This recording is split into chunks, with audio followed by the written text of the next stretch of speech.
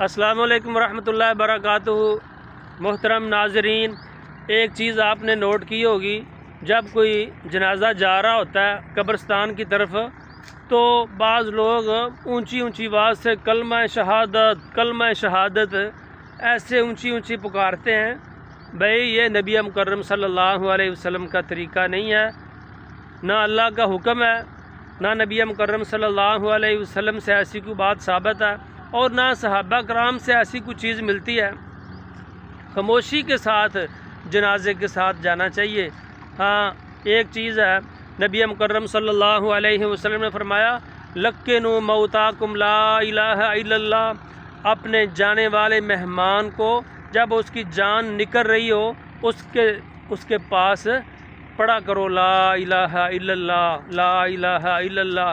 ہو سکتا ہے اس کا آخری کلمہ لا الہ الا اللہ بن جائے اور وہ جنت کا مہمان بن جائے، کیونکہ نبی مکرم صلی اللہ علیہ وسلم نے فرمایا جس کا آخری کلمہ، آخری بول، آخری بات لا الہ الا اللہ بن گئی، اللہ تبارک و تعالیٰ اس کو جنت کا وارث بنا دے گا۔ جب کسی کی جان نکل رہی ہو اس کے پاس لا الہ الا اللہ پڑھنا چاہیے۔ جنازے کے ساتھ یہ جو ہم عام روٹین دیکھتے ہیں کلمہ شہادت اونچی اونچی آواز سے، یہ نہیں پڑھنا چاہیے۔ ذرا غور کریں، کیا نبی مکرم صلی اللہ علیہ وسلم کی بیویاں فوت نہیں ہوئیں؟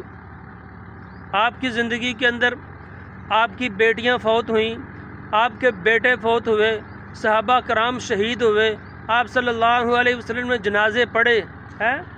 کوئی ایسی چیز کسی حدیث سے ہمیں ملتی ہے کہ نبی مکرم صلی اللہ علیہ وسلم نے یہ حکم دیا ہو کہ جنازے کے ساتھ کلمہ شہادت پڑھو؟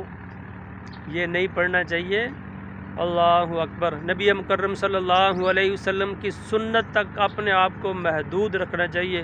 جو نبی مکرم صلی اللہ علیہ وسلم کا طریقہ ہے اس کے مطابق ہم عمل کریں گے تو انشاءاللہ ہمارے جانے والے مہمان کو بھی فائدہ ہوگا۔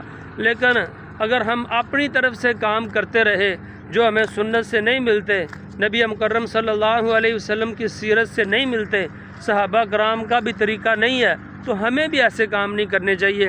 اسی طرح ایک اور بات، اکثر لوگ میت کے اوپر یہ کلموں والی چادر، صورتیں لکھی ہوتی ہیں، قرآن کی آیتیں لکھی ہوتی ہیں، وہ ڈال دیتے ہیں۔ وہ بھی ٹھیک طریقہ نہیں ہے۔ جو کفن ہے وہی سب سے بہتر لباس ہے میت کا۔ نبی مکرم صلی اللہ علیہ وسلم نے فرمایا تمہارے زندہ اور مردہ کے لیے بہترین لباس سفید لباس ہے، تو وہی کافی ہے۔ مزید ہمیں ایسے تکلفات میں نہیں پڑنا چاہیے۔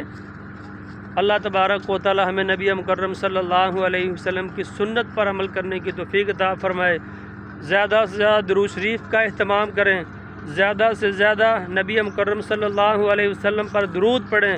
ہو سکتا ہے یہ درود پڑھنا ہمارے لیے نبی مکرم صلی اللہ علیہ وسلم کی سفارش کا باعث بن جائے۔